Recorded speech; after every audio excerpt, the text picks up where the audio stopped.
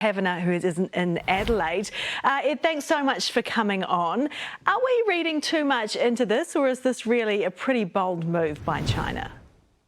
No, this is a very significant development in terms of China's engagement with the region. Now, it is for a few reasons. Firstly, if you look at this document, it is extraordinarily ambitious. It's effectively a laundry list of ambitions that China has with not just any individual Pacific Island country, but the region as a whole. That itself is very significant because until recently, China has effectively been engaging one by one on these sort of bilateral terms with each individual Pacific Island nation, creating sort of bespoke arrangements with Solomon Islands, with Fiji, with Papua New Guinea, etc. This is the first time they've really attempted to do anything region-wide, and that shows a sort of growing confidence by Beijing about its posture and its presence in the Pacific Island region. And as you say, it's pretty comprehensive what it covers. There's pretty much nothing that has been left out.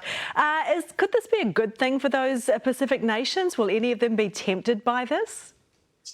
Some may be tempted. There is obviously huge opportunities in deepening economic ties with China, and within this deal, there's a proposal for effectively a Pacific Islands-China free trade region.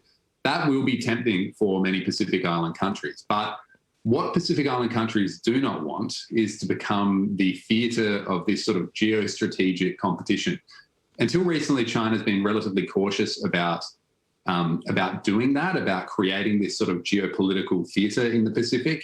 So I think some Pacific Island countries will be very wary of actually becoming too close to China because they don't want to be seen as part of this sort of geostrategic battlefield between the West and Beijing.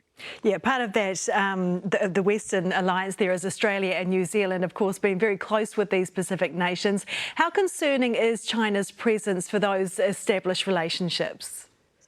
Well, it's very concerning, particularly for Australia, which you might have noticed in just her fourth day in office. New Australian Foreign Minister Penny Wong is actually in Fiji right now, and she's given a keynote speech at the Pacific Islands Forum, which stresses that all Australian aid will be not conditional to any sort of strings attached arrangements, which was a bit of a subtle dig at China. In some of her first comments, the Australian Foreign Minister has made it clear that Australia is concerned about China's growing presence in the region. So they're quite overt about Australia's concern, particularly. And I think New Zealand has similar concerns as well. So, you know, up until now, this has been a sort of slow-burning issue. This quite expansive tour by the Chinese foreign minister, not a junior minister, one of the most senior officials in Beijing, it does really change the tenor of... Yeah, becoming very difficult to ignore, isn't it, Edward? Thanks very much for your thoughts tonight.